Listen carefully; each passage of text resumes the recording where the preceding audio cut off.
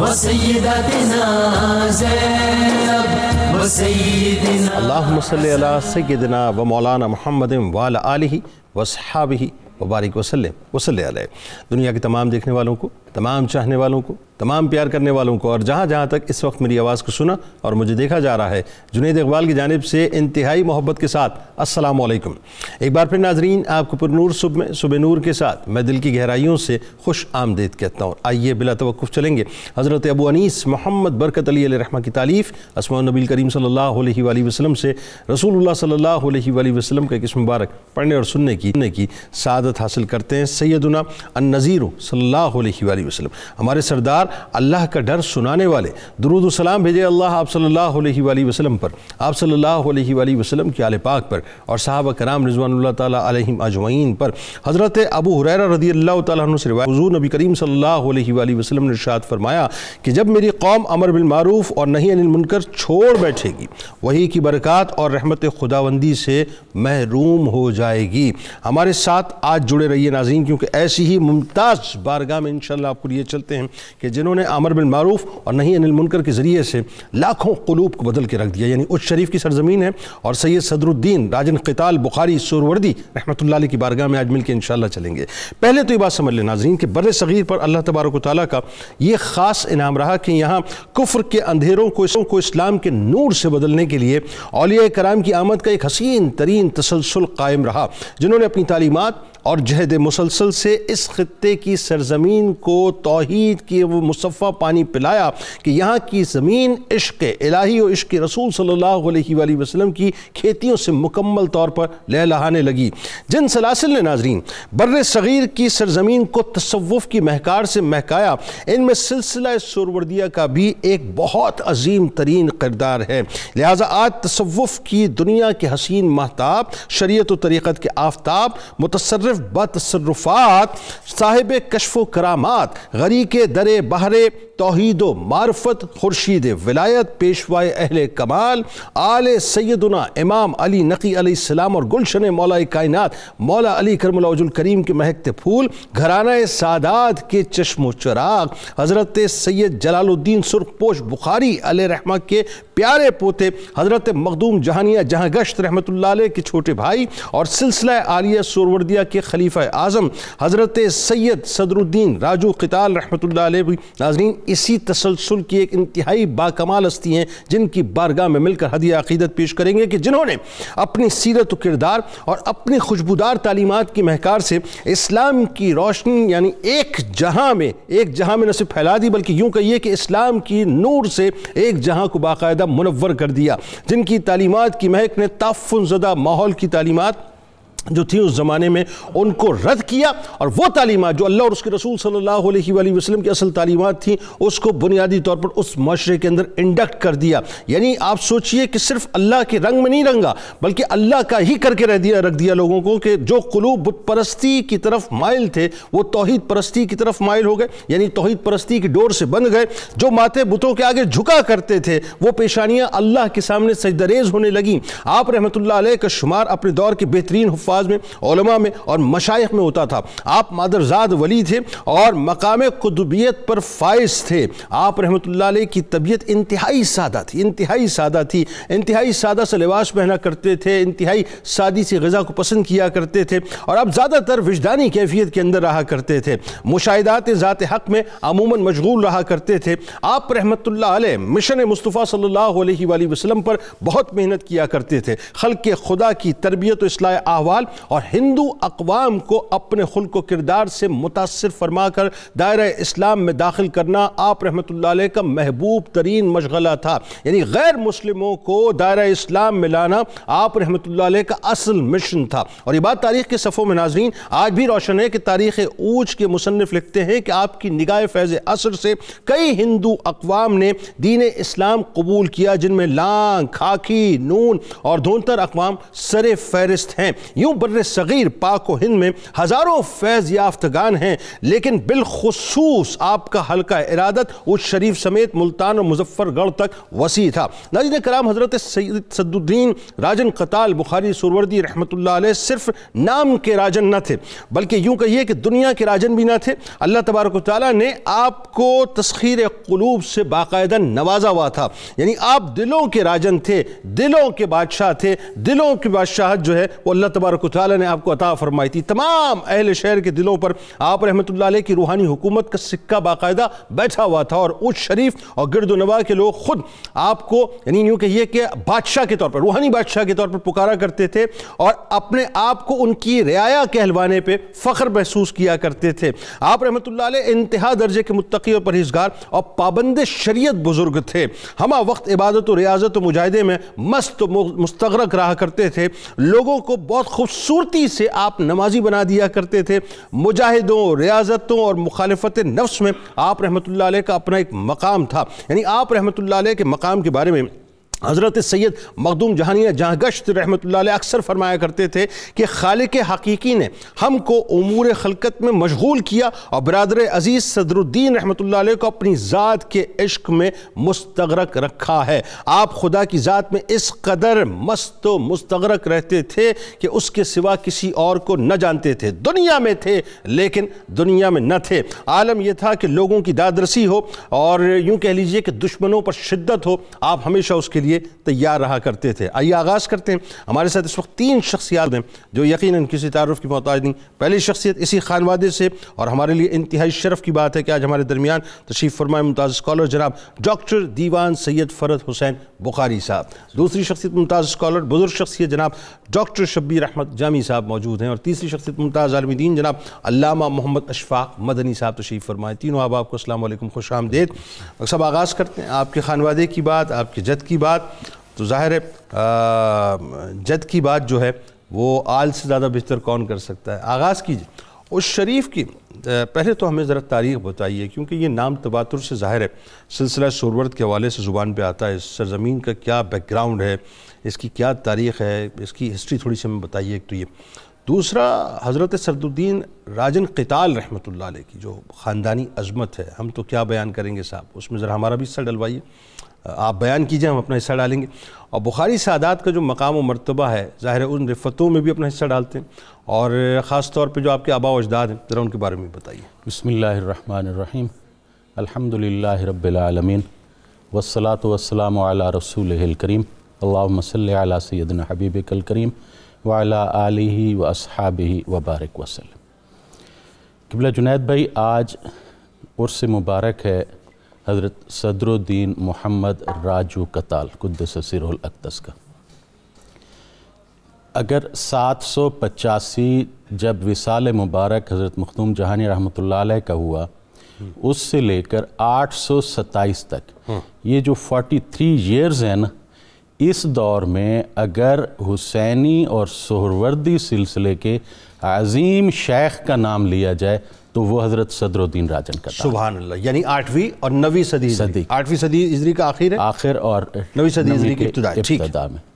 آج ان کا یوم الوصال ہے، تو اس کی تاریخ میں جو لکھا ہے نا کہ چون صدر الدین ازیں دنیا رفت، جب حضرت صدر الدین یہاں سے چلے، عیاں شد طرفہ بر تاریخ وصال، تو فوراً ان کی جو تاریخ وصال جو ہے وہ ظاہر ہو گئی۔ کیا؟ رسیدہ شاہ صدر الدین محبوب، کہ صدر الدین محبوب جو الہی ہیں وہ اللہ تبارک و تعالیٰ کو پہنچ چکے۔ دوبارہ ہادی دین پیر قتال، کہ پیر قتال جو ہیں یہ ہادی دین ہیں۔ یہ قتال جو ہے یہ ایک تو کاف جو قائد والا ہے، اس سے تو مراد یہ ہے کہ مخالفت نفس میں آپ کا اتنا مقام تھا کہ آپ کو قتال کہا گیا، لیکن جو مناقب ولایت کی عبارت ہے اس میں یہ قتال کاف کشش والا ہے، جس کے معنی بزرگ کے ہیں۔ ٹھیک۔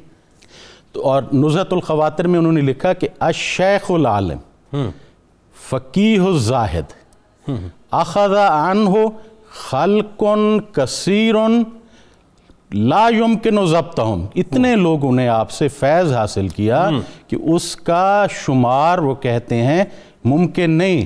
اور اتفق الناس علی ولایتہ و جلالتہ، اور جو مشائخ ہیں وہ آپ کی ولایت اور جلالت پر متفق. سبحان اللہ. نام مبارک صدر الدین تھا، محمد. ٹھیک. اور جو القاب وغیرہ ہیں تو اس میں آپ کو جو شاہ ولایت، ابو الفضل کنیت اور راجو کتال. اچھا راجو کتال اس پر آگے ہوگی. اس شریف کے بارے میں بتائیے. صرف ایک سینٹنس میں اس میں کہنا چاہوں گا کہ یہ راجو جو لفظ ہے نا، یہ آپ کو حضرت مختوم جہانی رحمۃ اللہ علیہ کہتے تھے. اور یہ آپ کی حیات مبارکہ، حضرت مختوم صاحب رحمۃ اللہ علیہ کی حیات مبارکہ میں آپ کو پیار سے راجو کہا جاتا تھا، اور آپ کی یہ ملفوظات میں بھی موجود ہے. ایک عجیب مماثلت ہے، حیران کن بات بتاؤں، بچپن میں میرا بھی نک نیم راجو ہی تھا. بتائیے جی. 17 واسطوں سے حسینی ہے، 10 واسطوں سے حضرت امام علی نکی سے آپ کا سلسلہ ملتا ہے، 1 واسطے سے حضرت جلال الدین سرخپوش بخاری. سبحان اللہ. اور جو آپ حضرت علی نکی کے بعد جو ان کے صاحبزادے تھے حضرت جعفر مرتضی اعظم، ان سے جو ولایت حسینیہ، جو وراثت حسینیہ جو اس خاندان میں آئی، اس کے اور 14 خانوادوں کے آپ خلیفہ تھے. سبحان اللہ. اور آپ کے جو دادا حضرت سید جلال الدین سرخپوش بخاری، بھائی حضرت مختوم جہانی رحمۃ اللہ علیہ، اور جو آپ کے والد تھے حضرت سید احمد کبیر، ان کا یہ مقام تھا کہ جب کوئی اگر امداد کے لیے آتا، جہیز کے لیے خاص طور پر بچیوں کے لیے کوئی آ کے امداد طلب کرتا، تو آپ کنکریاں اٹھاتے تھے اور اس کو دے دیتے تھے.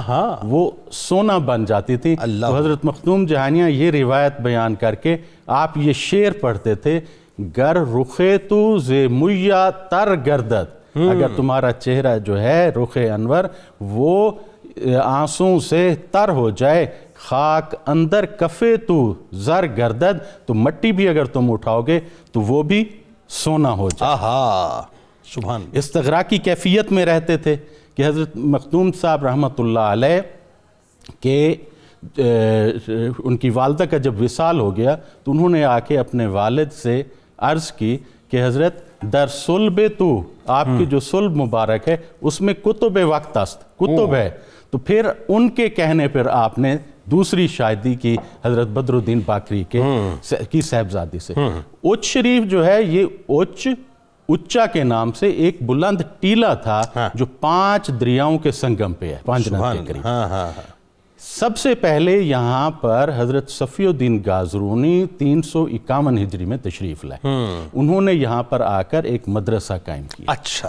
اس کے بعد ناصر الدین کباچا کے دور میں یہ علم و عرفان کا ایک مرکز تھا کہ بخارا سے، سمرقند سے، ہر جگہ سے یہاں پر لوگ تعلیم حاصل کرنے کے لیے آتے تھے. کہ حضرت قاضی منہاج الدین جو ہیں سراج، جن کا تذکرہ حضرت نظام الدین اولیاء رحمۃ اللہ علیہ نے بڑی احترام اور عزت سے آپ فرماتے تھے، انہوں نے یہاں پر مدرسہ فیروزیہ قائم کیا تھا. اس کے بعد جو یہ جلالیہ خاندان آیا، بخاری خاندان آیا، تو سن 666 سے جب حضرت جلال الدین تشریف لاتے ہیں، وہاں سے لے کر حضرت صدر الدین، اور پھر حضرت صدر الدین کے بعد جو 5 کتب مشہور ہیں، حضرت ناصر الدین جو حضرت مختوم صاحب رحمۃ اللہ علیہ کے بڑے صاحبزادے تھے، ان کی اولاد میں ان 5 کتب کی تربیت حضرت صدر الدین راجن کتال نے کی تھی. سبحان اللہ. پھر آپ نے ان اکتاب کو، وہ جو 5 صاحبزادے ہیں، ایک کو گجرات بھیجا ہندوستان میں، حضرت برہان الدین کتب ربانی، انہوں نے وہاں پر تعلیمات، اور 2 کتب تھے، ایک حضرت فضل الدین جو اس آج کے 17ویں دادا حضرت ہیں، اور حضرت علم الدین، وہ یہاں ہندوستان میں.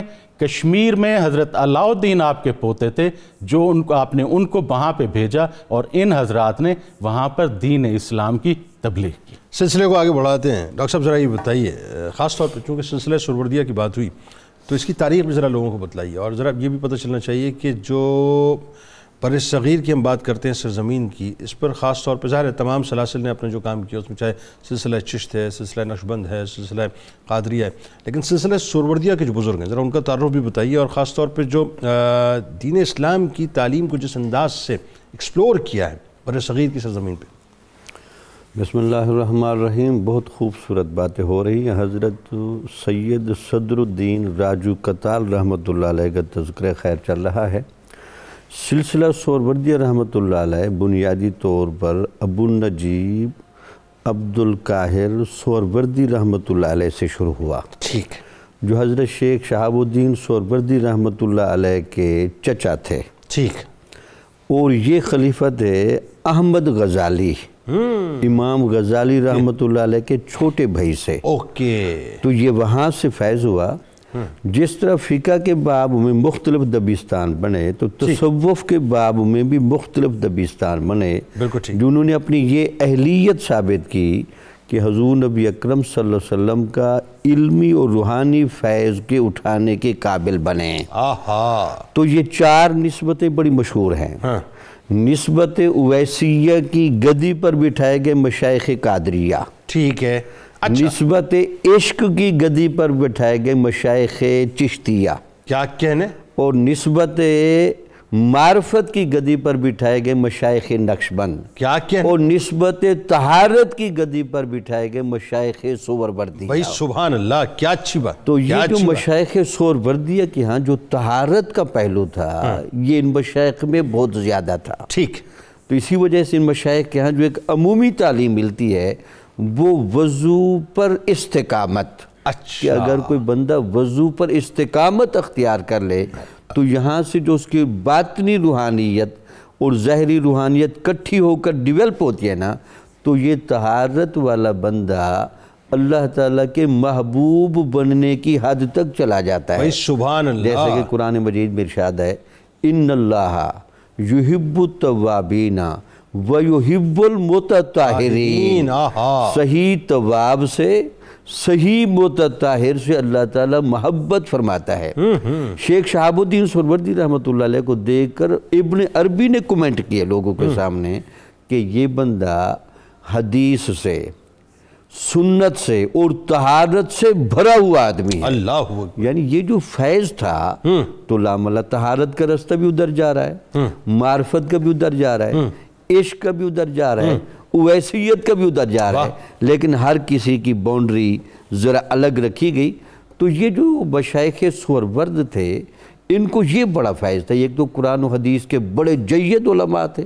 صحیح. دوسرا تربیت اور تلقین میں اتنے سریع الاثر تھے کہ لوگ بڑی آسانی کے ساتھ ان کے پاس آ جا سکتے تھے. سبحان اللہ. یہ بڑا فیض تھا. پھر آپ نے دیکھا کہ شیخ شہاب الدین سہروردی رحمۃ اللہ علیہ کی کتاب عوارف المعارف، اس کا تصوف میں کیا مقام و درجہ ہے کہ تمام سلاسل کے اولیاء اس کتاب کو بطور نصاب کے پڑھاتے رہے. ہندوستان کی حدود میں بابا فرید صاحب رحمۃ اللہ علیہ نے خواجہ نظام الدین اولیاء کو یہ کتاب خود درسن پڑھائی. واہ. یعنی تصوف کا انسائیکلوپیڈیا. تو اس سے اندازہ لگے کہ جو بنیادیں انہوں نے فراہم کی تو وہ بنیادیں کس طاقت کے ساتھ چل رہی ہیں. پھر ہندوستان کی حدود میں 2 بزرگ سب سے زیادہ نمایاں تھے.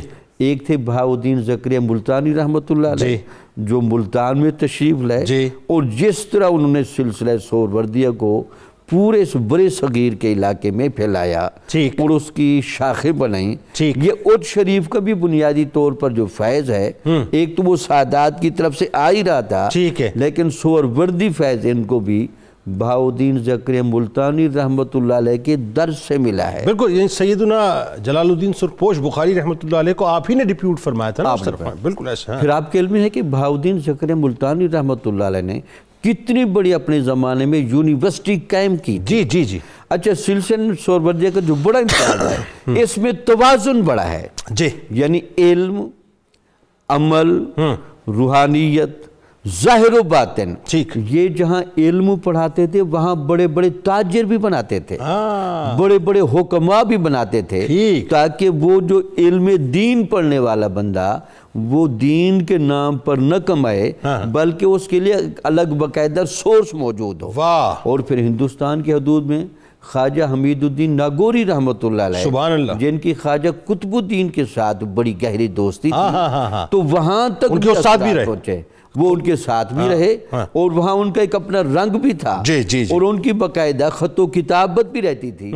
تو اس سے اندازہ لگے کہ یہ بر صغیر کی حدود میں پھر بنگال میں جلال الدین تبریزی رحمۃ اللہ سبحان علیہ کا اللہ دبدبہ تھا کیا اور بنگال میں سلسلہ پھیلا. پھر جیسے آپ سن رہے تھے کہ اٹھ شریف کے خلفاء سے پھر پورے اس بر صغیر میں سلسلہ سہروردیہ کو وہ عروج ملا. اب چونکہ آپ اور میں لاہور میں بیٹھے ہیں، لاہور میں بھی سلسلہ سہروردیہ نے بڑا راج کیا ہے. حضرت موج دریا رحمۃ اللہ علیہ سہروردی، اس کے علاوہ موج دریا بخاری رحمۃ اللہ وہاں وہ سہروردی سلسلے کے ہیں.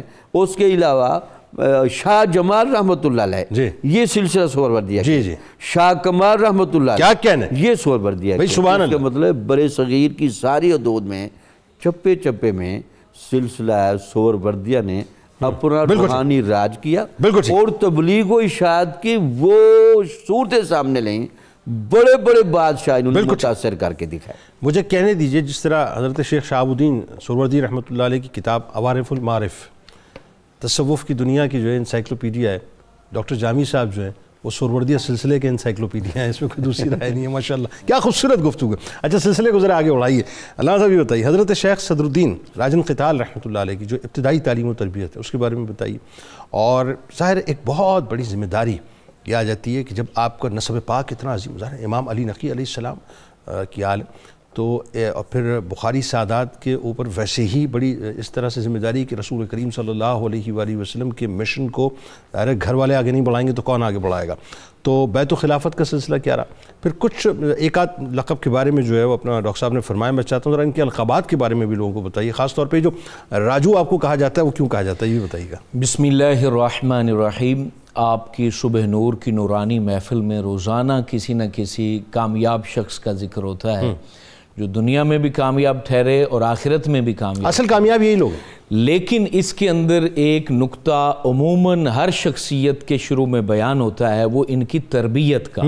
اور اس کے اندر جو خاص طور پہ ناظرین کو توجہ کرنی چاہیے، ہر ایک میں کامن چیز جو نظر آئے گی ان کی تربیت یا والد نے کی ہوگی یا والدہ نے. کیا اچھی بات آپ کر رہے ہیں. یہ آج ہم اپنی اولاد کو سمجھتے ہیں کہ ٹیچرز ہی ان کی تربیت کریں گے، اسکول یونیورسٹی ہی ان کی تربیت کرے گی.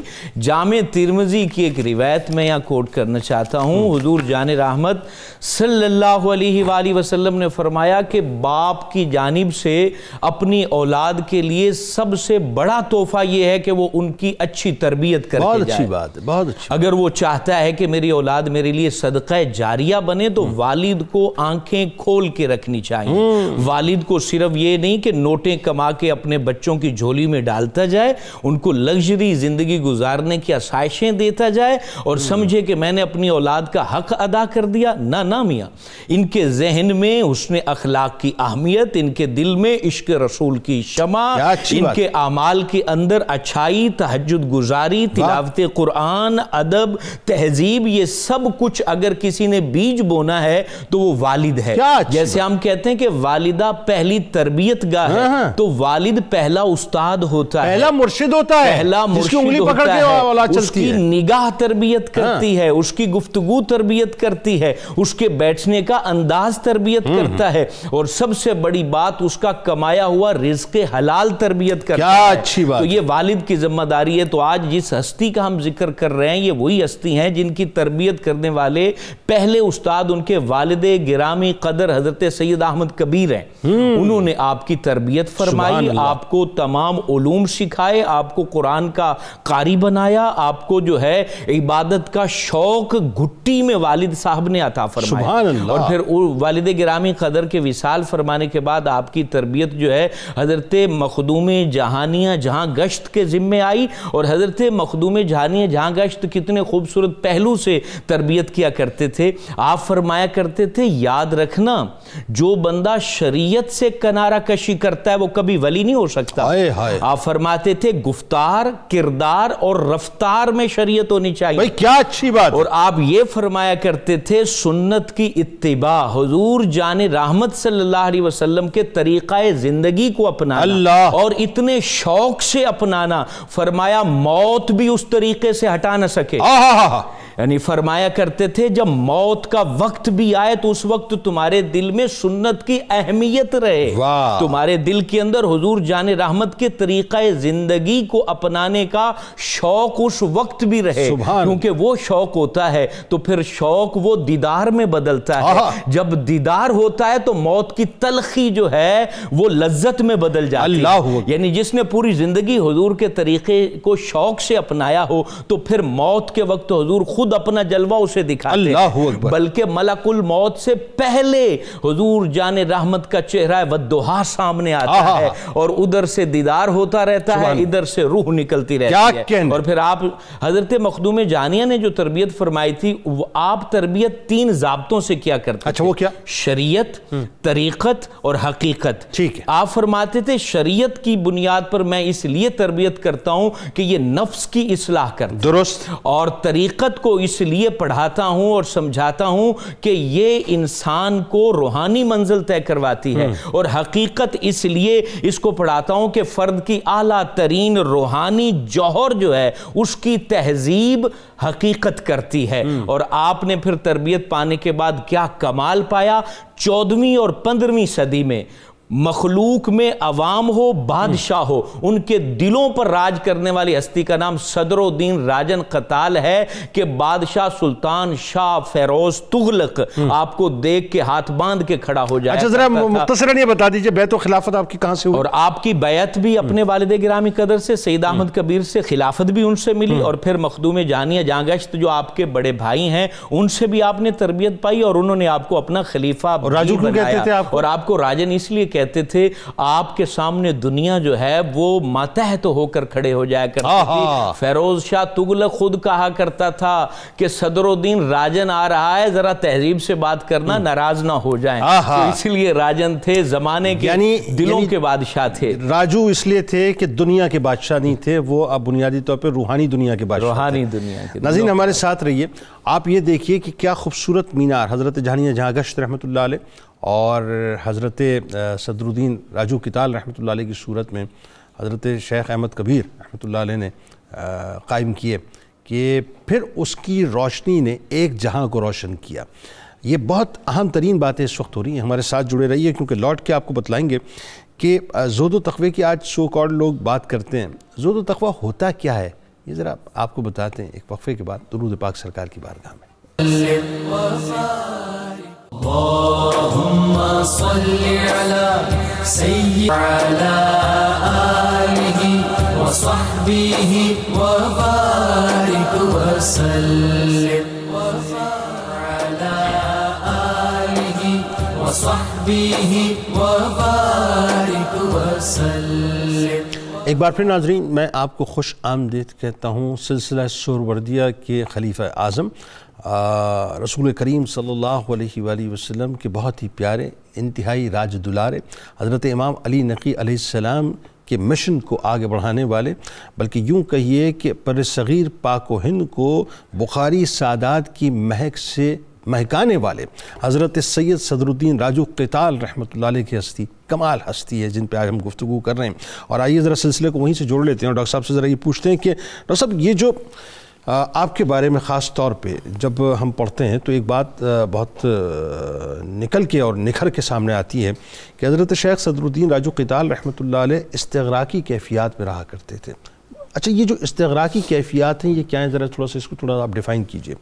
دوسرا آپ کے زہد و تقوی کے بارے میں بتائیے، آپ کی عبادات کے بارے میں بتائیے، اور پھر ایک جو کنسپٹ ہے دنیا سے دوری کا وہ قرآن اور حدیث کی روشنی میں ذرا بتائیے کہ وہ کیا ہے، یعنی دنیا میں ہے اور دنیا میں نہیں ہے، بتائیے۔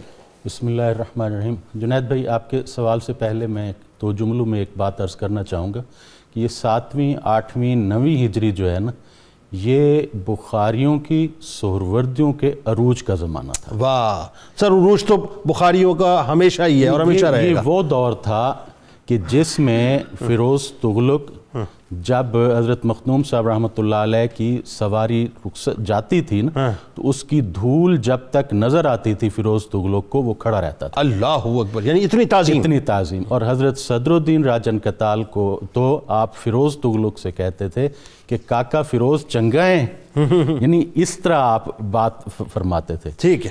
اس کے بعد خضر خان تک یہ سب جو ہیں یہ آپ کے معتقد رہے۔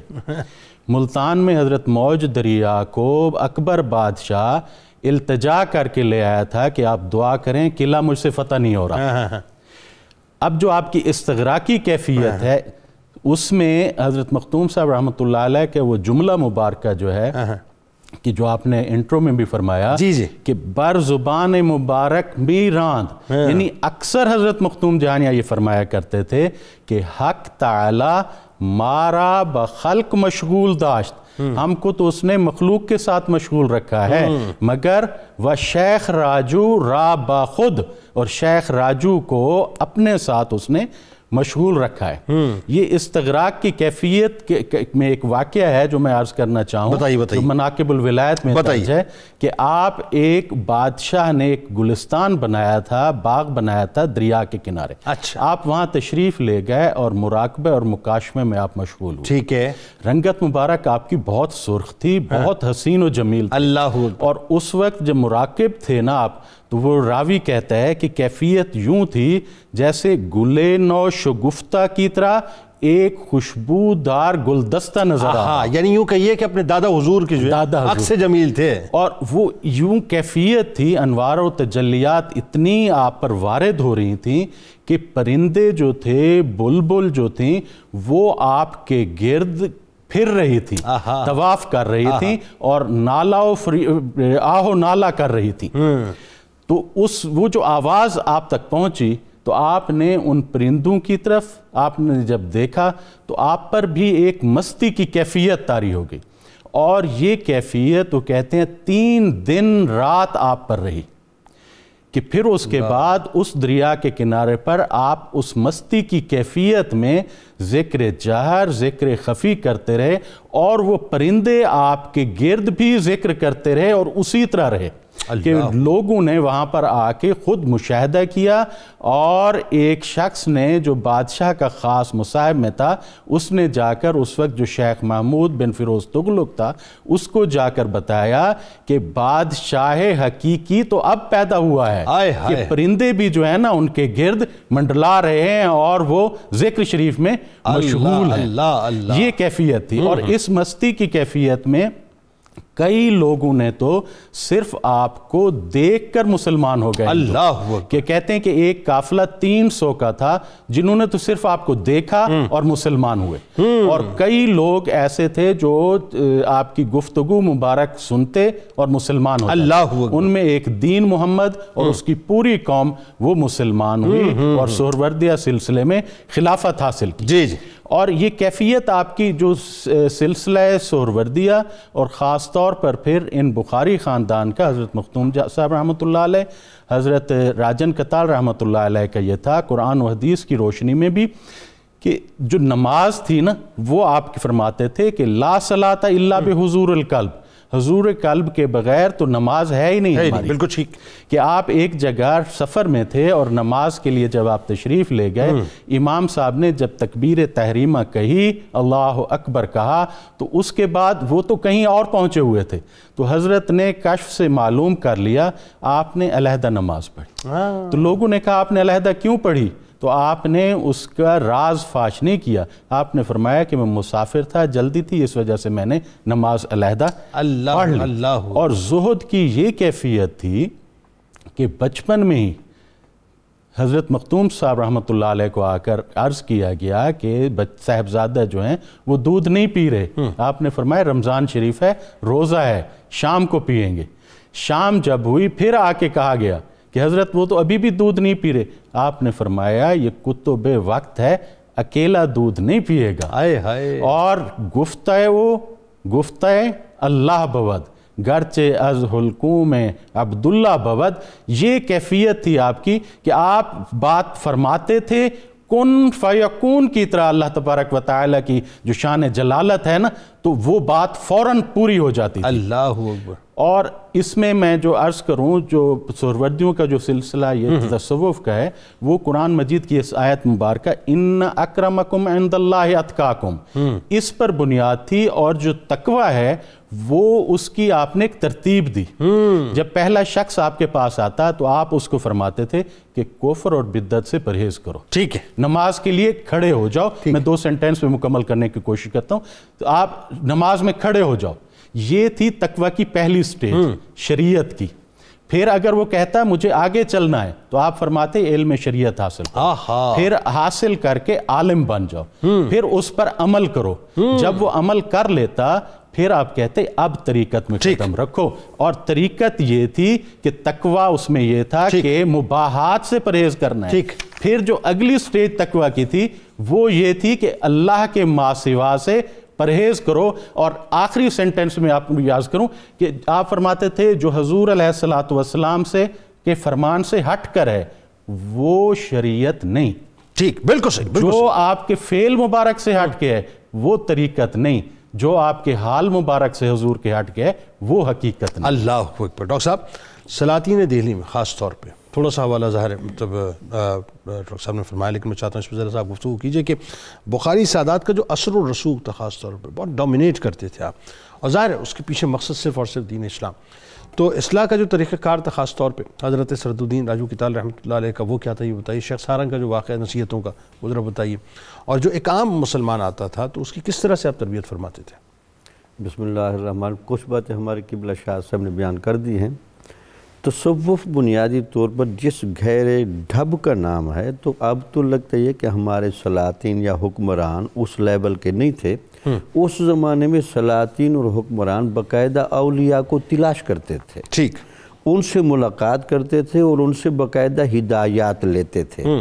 اب یہ اس زمانے کے یہ جو سادات بخاری کا یہ خاندان تھا، یہ علم سے، معرفت سے اور تدبر سے اتنے بھرے ہوئے تھے، یہ باقاعدہ ان کو طریقہ حکمرانی بھی سکھاتے تھے، باقاعدہ عوام کے تمام حقوق سکھاتے تھے۔ حتیٰ کہ روایتیں بیان کی جاتی ہیں کہ جب یہ لوگ اپنے آستانوں سے نکلتے تھے تو لوگ جوگ در جوگ دونوں طرف سے لائنیں بنا کے پرچیاں ان کو دیتے تھے، اور یہ ساری پرچیاں سمیٹ کے اس بادشاہ کے سامنے رکھتے تھے، اس کو غریبوں کے مسائل بتاتے تھے، محروموں کے مسائل بتاتے تھے، ویلفیئر کے کام کراتے تھے، اور ان بادشاہوں کو وہ ہدایات کرتے تھے کہ عوام کو خوش کرنے سے، ان کا لحاظ کرنے سے تمہاری حکمرانی کیسے زیادہ طویل عرصہ چلے گی، اور اللہ کی رضا جوئی تمہیں کیسے حاصل ہوگی۔ یعنی حکمرانوں اور رعایا کے درمیان ایک کنیکٹیوٹی تھے بنیادی کنیکٹیوٹی، بالکل ٹھیک۔ حتیٰ کہ حیران ہوں کہ جب سقوط بغداد کے معاملات بھی چل رہے تھے تو وہاں شیخ شہاب الدین سہروردی رحمۃ اللہ بڑا بنیادی کردار ادا کیا تھا۔ یہ سلسلہ سہروردی کا ہمیشہ امتیاز رہا ہے کہ یہ جو مشائخ ہیں یہ ہمیشہ بادشاہوں کے قریب رہتے ہیں، اور قریب رہنے کا ایک ہی مقصد عوام کے مسائل کو حل کرانا، ٹھیک ہے، اور بادشاہ کی تربیت کرنا، ٹھیک ہے۔ خوشامد ان کے آنے تھی، جیسے آپ سن رہے ہیں ان کا روحانی جاہ و جلال اتنا تھا کہ بادشاہ وغیرہ ان کا باقاعدہ استقبال کرتے تھے، اور حتیٰ کہ بادشاہوں نے ان کو باقاعدہ شیخ الاسلام کا ٹائٹل دیا تھا۔ اور شیخ الاسلام کا بنیادی طور پر مطلب یہی ہوتا ہے کہ اس وقت جو اسلام کا چہرہ چل رہا ہے اس میں یہ سب سے بزرگ ترین آدمی ہے، لہٰذا اس کو دیکھ بھی لو، اس کے نقش قدم پر چلو، اور اس کی دین کی گئی تشریح کو ذرا حجت سمجھو۔ بہرحال یہ ساری باتیں وہ وہاں کرتے تھے۔ تو پھر آپ نے دیکھا کہ محمد تغلق بادشاہ بھی بڑا متاثر تھا، اور فیروز الدین بھی متاثر تھا۔ اس میں کتنی بڑی حیرانگی ہوگی کہ اکبر جیسا بادشاہ جو بعد میں کسی اور طرف بھی چلا گیا تھا، وہ بھی ان مشاہد اکبر ظاہر بنیاد اس نے رکھی دیا جا، وہ موج دریا صاحب جیسے بزرگ، تو لہٰذا ان کا اثر دلی میں بھی رہا، ملتان میں بھی رہا، لاہور میں بھی رہا، تو یہ وہ سارے مرکزی مقامات تھے۔ دوسرا یہ تھا کہ ان کے ہاں جو میں نے شروع میں اشارہ کیا، ایزی ماحول یہ بڑا دیتے ہیں. ٹھیک ہے. یہ سادہ بھی کافی ہوتے ہیں, نرمی بھی بڑی ہوتی ہے, اچھا. مرید کو بڑے آسانی سے قریب کرتے ہیں. واہ. مشائخ تو باقی بھی اپنے اپنے حساب سے ٹھیک ہوتے ہیں, لیکن ان کے ہاں ہر بندہ رسائی حاصل کر سکتا ہے, ہر بندے کو ملتے ہیں, علم کی بڑی ترغیب دیتے ہیں. ٹھیک. پھر لوگوں کے سامنے بیٹھ کر عبادت کرنا, یہ اس سلسلے کا بڑا امتیاز رہا ہے, تاکہ لوگ اس ولی کی باڈی لینگویج کو بھی چیک کریں کہ کس انداز سے عبادت کی جاتی ہے اور کس انداز سے تقوی کو اختیار کیا جاتا ہے. یہ جو بنیادی طور پر زہد اور تقوی کی بات ہو رہی تھی, میں تقوی کے بارے میں صرف ایک حدیث, یہ قرآن کی آیت بیان کر دوں. وَمَن يَتَّقِ اللَّهَ يَجْعَل لَّهُ مَخْرَجًا وَيَرْزُقْهُ مِنْ حَيْثُ لَا يَحْتَسِبُ. یہ جو بنیادی طور پر متقی آدمی ہے, اس کو اللہ تعالیٰ وہ چابی دے دیتا ہے مستجاب الدعوات کی, کہ ہر مشکل کا حل اس کے پاس ہوتا ہے, اور اس کے علاوہ غیب سے بھی یہ رزق لے کر آتا ہے. تو یہ مشائخ اپنی خانقاہوں میں بیٹھ کر غریب پروری بھی بڑی کرتے تھے, ٹھیک, اور اس کے علاوہ اصلاح و تربیت کا کام بھی بہت اعلیٰ بنیادوں پر کرتے تھے. اب وہ جو سارنگ صاحب کا واقعہ کہہ رہے تھے, اس کی تربیت کیسے کی؟ وہ اپنے علاقے کے چونکہ امیر آدمی تھے اور ایک معتبر تھے, انہوں نے کہا جناب آپ کے بارے میں یہ دیکھا گیا کہ آپ کے تو انگ انگ میں ہی برکت ہے, آپ اپنا لقمہ مجھے دے دیں. تو آپ نے کہا یار میرا لقمہ کھانے کے تو اہل بنے گا تو میں دوں گا. اس نے کہا جی میں اس کا اہل کیسے ٹھیک. تو آپ نے کہا سخاوت کے طور پر تو ٹھیک ہے, لیکن تیرا اشارہ میرا لقمہ کھانے کا ہے کہ مجھے روحانیت ملے, تو روحانیت نہیں مل سکتی جب تک تو پکا نمازوں کا پابند نہ ہو, اشراق کا پابند نہ ہو, چاش اور تہجد کا پابند نہ ہو. ان تمام چیزوں کا پابند کرنے کے بعد آپ نے کہا میں اسے لقمہ ہی نہیں دوں گا, میں اپنے ساتھ بٹھا کے کھانا بھی کھلاؤں گا. یعنی وہ جو پیار چاہیے تھا, اس پیار کی شرط آپ نے رکھی کہ پہلے جو ہے اس پیار کو حاصل کر جو اللہ اور اس کے رسول صلی اللہ علیہ وسلم کا پیار ہے. آخر میں علامہ صاحب ذرا یہ بتلائیے کہ خاص طور پہ جو حضرت صدرالدین راجن خطال رحمۃ اللہ علیہ کا سلاطین وقت سے ظاہر تعلق کا انداز تھوڑا سا مطلب گفتگو ہوئی, لیکن وہ استغراقی کیفیت کی جو ہم بات کر رہے تھے وہ تھوڑا سا بات جو ہے وہ ذرا نامکمل رہی. میں چاہتا ہوں اس پہ بھی ذرا گفتگو آپ کیجئے کہ کس حد تک دنیا میں رہنا ہے اور کس حد تک دنیا میں نہیں رہنا ہے, ایک بات. پھر آپ رحمۃ اللہ علیہ کی جو اولاد ہیں, ان کے خلفاء ہیں اور ان کا جو کردار ہے خاص طور پر بر صغیر, بتائیے ذرا اس کے بارے میں. بسم اللہ الرحمن الرحیم. جہاں تک بادشاہوں کے ساتھ ان کے تعلق کی بات ہے, تو جس طرح خلافت عثمانیہ میں حضرت ابن عربی کا کردار ہے, اسی طرح ہندوستان میں جو مسلمانوں نے بادشاہت میں عروج پایا ہے, اس میں حضرت صدرالدین راجن خطال کا کردار نظر آتا ہے. حضرت صدرالدین راجن خطال رحمۃ اللہ تعالی علیہ آپ استغراقی کیفیت میں رہتے تھے. اس کا مطلب ہمیں جان لینا چاہیے.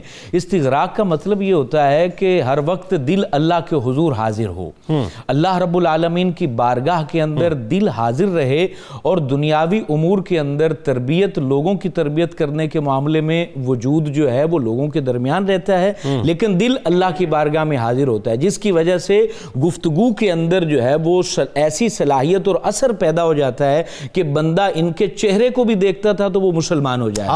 یعنی دنیا میں ہے اور دنیا میں نہیں, دنیا میں رہ کر دنیا میں نہ ہونا, یہ اصل میں استغراق ہے, اور یہی ہمارے پیارے نبی صلی اللہ علیہ وسلم نے تربیت فرمائی ہے. اس ہندوستان میں اور بر صغیر کے اندر آپ نے اتنا بڑا کردار ادا کیا کہ آپ حیران ہوں گے کہ محتاط اندازے کے مطابق 3,40,300 لوگوں نے آپ کے ہاتھ پر بیعت کی. اللہ اکبر, 3,40,300 لوگوں نے آپ کے ہاتھ پر بیعت کی. یعنی ان میں ایسے لوگ تھے جو پہلے کافر تھے, پھر مسلمان ہوئے. اچھا, کئی قبیلے جو ہیں, قبیلوں کے قبیلے. اب آپ دیکھیں نا, کاکی قبیلہ جو ہے یہ دریائے چناب اور دریائے سندھ کے کناروں پر رہنے والے لوگ ہیں.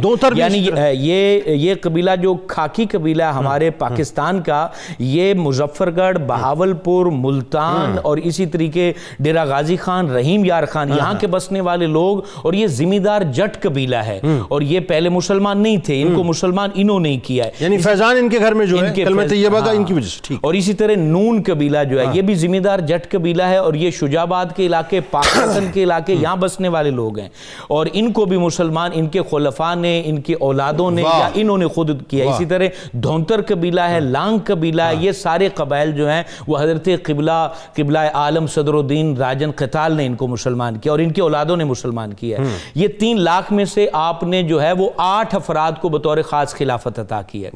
اب آپ دیکھیں ان کا انداز جو سلیکشن کیسی زبردست تھی. ایسے نہیں تھا کہ جس بندے نے لینڈ کروزنر دے دی اس کو خلافت بھی عطا کر دیا، ایسا نہیں تھا. اب آپ دیکھیں آپ نے پھر اپنی خلافت کو موروثی بھی نہیں بنایا. آپ نے سب سے بڑی خلافت جن کو دی، سب سے پہلا گدی نشین جن کو بنایا، وہ آپ کے بھتیجے ہیں حضرت فضل الدین فضل اللہ بن محمود ناصر الدین. ان کو آپ نے پہلے سجادگی عطا کی. اور پھر آپ کے دوسرے خلیفہ ہیں شیخ کبیر الدین اسماعیل بخاری. پھر گجرات کاٹھیا وار میں آپ کے خلیفہ ہیں حضرت شیخ برہان الدین قطب عالم گجرات کاٹھیا وار. سبحان اللہ. اس طرح شیخ علاء الدین، حضرت شیخ داؤد قریشی، حضرت رکن الدین اسماعیل قریشی، اور پھر آپ کے خلیفہ حضرت سید احمد جو مشہور تھے مخدوم جہان شاہ. اور پھر آپ کی جو اولادیں ہیں قبلہ، ان میں آپ کے 5 بیٹے تھے. پہلے بیٹے کا نام تھا سید روح اللہ، دوسرے بیٹے کا نام تھا سید بندہ نواز، تیسرے بیٹے کا نام آپ نے اپنے دادا حضور حضرت جلال الدین سرخپوش کے نام پر رکھا سید جلال الدین. ان کے آگے 2 بیٹے تھے سید علی اور سید محمد. سید علی کے آگے 2 بیٹے تھے حضرت بہاؤدین اور سید محمد، اور سید محمد کے آگے 4 بیٹے تھے. اور پھر آپ کے چوتھے بیٹے کا نام حضرت ابو الخیر عبدالعزیز ہے، ان کے ایک بیٹے سید کبیر الدین تھے. اور پھر آپ کے 5ویں بیٹے کا نام سید ابو اسحاق ہے، اور حضرت سید ابو اسحاق کے ایک ہی بیٹے تھے سید نعمت اللہ. سید نعمت اللہ کے ایک ہی بیٹے تھے سید محمود. سید محمود کے آگے ایک ہی بیٹے تھے سید صدر الدین ثانی، اور سید صدر الدین ثانی کے 11 بیٹے تھے. اور وہ پھر آگے پھیلے کہاں تک انہوں نے فیضان پھیلایا؟ چونیا، گجرانوالا، وزیر آباد، راول پنڈی، ڈیرہ غازی خان، ملتان، مظفر گڑھ، یہاں ان کی اولادوں نے بخاری سادات کا فیضان پھیلایا، جن کی برکتیں آج ہم فقیر لوگ بھی پا رہے ہیں. بہت شاہکار گفتگو کیا آپ نے شجرے کی، بہت شاہکار گفتگو. بلکہ میں یہ کہوں تو غلط نہ ہوگا کہ ڈاکٹر صاحب بھی سہروردی سلسلے میں انسائکلوپیڈیا ہے. آپ ماشاءاللہ سہروردی سلسلے کا جو شجرہ پاک ہے ماشاءاللہ اس میں انسائکلوپیڈیا ہے. کیا کمال گفتگو ہے صاحب ماشاءاللہ. بہت شکریہ آپ تینوں آپ کا، آپ تشریف لائے. اللہ تبارک و تعالیٰ اس ذکر کو قبول فرمائے. اور آئیے جناب آپ کو لیے چلتے ہیں ایک ایسی ہستی کی بارگاہ میں جو سادات کرام سے فیض یافتہ ہیں. یوں کہیے کہ سادات کرام کی خاص نگاہ کرم ان کے اوپر ہے، جن کو یعنی یقیناً دنیا جو ہے انتہائی ادب کے ساتھ صاحبزادہ عطا المصطفیٰ نوری رحمۃ اللہ علیہ کے نام سے یاد کرتی ہے. صاحبزادہ عطا المصطفیٰ نوری رحمۃ اللہ علیہ ناظرین بہت عظیم المرتبت ہستی ہیں، جن کی دینی و ملی خدمات بے مثل و بے مثال ہیں، جو اپنی ذات میں انتہائی بلند پایا ہستی تھے، بلکہ یوں کہیے کہ کسی تحریک سے کم نہ تھے. یعنی یوں کہیے کہ چلتا پھرتا دین اسلام کا ایک مشن تھے، جن کے والد گرامی شیخ الحدیث مولانا محمد عبد القادر قادری نوری شہید رحمۃ اللہ علیہ بھارت کے ضلع احمد آباد سے تعلق رکھتے تھے، جن کے دادا حکیم غلام محی الدین رحمۃ اللہ علیہ نامور عالم دین اور ماہر طبیب تھے، اور جن کے دادا مفتی عبد الرحیم نوری رحمۃ اللہ علیہ انتہائی بلند پایا ہستی یعنی اعلیٰ حضرت امام احمد رضا خان علیہ رحمۃ الرحمن کے شاگرد تھے، جن کا تذکرہ اعلیٰ حضرت کے فتاوی رضویہ میں بھی ملتا ہے. یعنی جن کا گھرانہ علمی اور روحانی گھرانہ تھا. آپ نے ابتدائی تعلیم جو ہے یعنی دینی تعلیم خاص طور پہ محدث اعظم علامہ سردار احمد رحمۃ اللہ علیہ سے حاصل کی.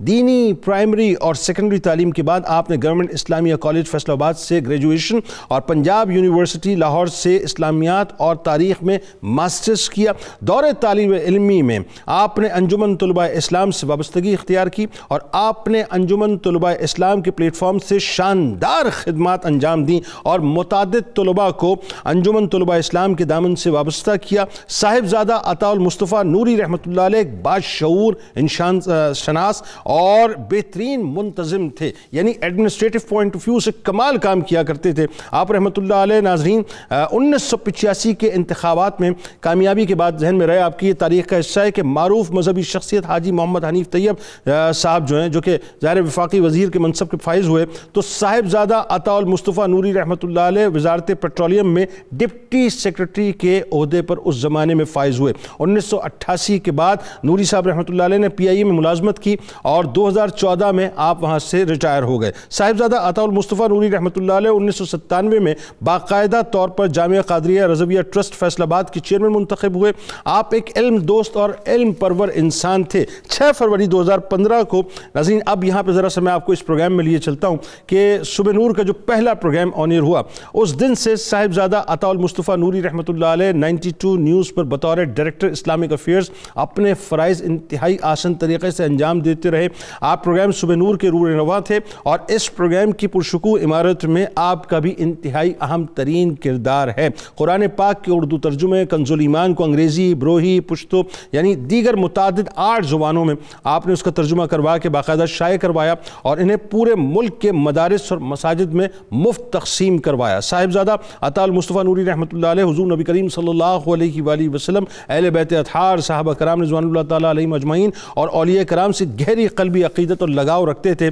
2002 میں آپ نے ڈاکٹر اسحاق قریشی صاحب سے طویل باہمی مشاورت کے بعد مرکز تحقیق فیصل آباد کی بنیاد رکھی۔ آپ المصطفیٰ سوشل ویلفیئر سوسائٹی پنجاب کے صدر تھے۔